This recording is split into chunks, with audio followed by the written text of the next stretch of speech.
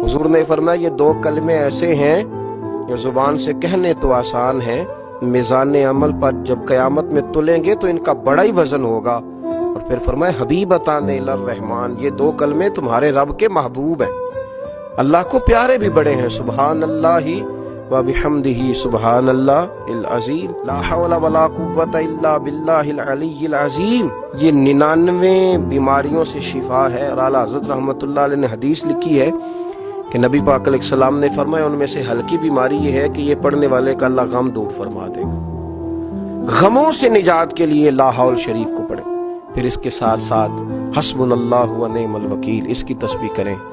और जो चाहता है कि मैं रहमत में नहला दिया जाऊं, मेरे चारों जानब करम ही करम हो, आसानी ही आसानी हो, तो फिर वो तस्बीह ले ले और दुरूद व सलाम पढ़ना शुरू कर दे। फिर वो करम में नहा दिया जाएगा। फिर उसकी जुबान से लेकर दिल तक, दिल से लेकर रूह तक, रूह से लेकर जुबान तक, हर चीज में अल्लाह मिठास पैदा कर देगा। और आप जरा समझिए, एक कतरा अल्लाह की रहमत का किसी को मिले तो दुनिया और आखिरत उसकी बन जाती है। तो हुजूर ने फरमाया कि मुझ पर एक बार दुरूद शरीफ पढ़े, अल्लाह 10 रहमतें नाजिल करेगा, 10 गुनाह माफ करेगा और 10 दर्जे अल्लाह अपने कुर्ब की तरफ उसके बुलंद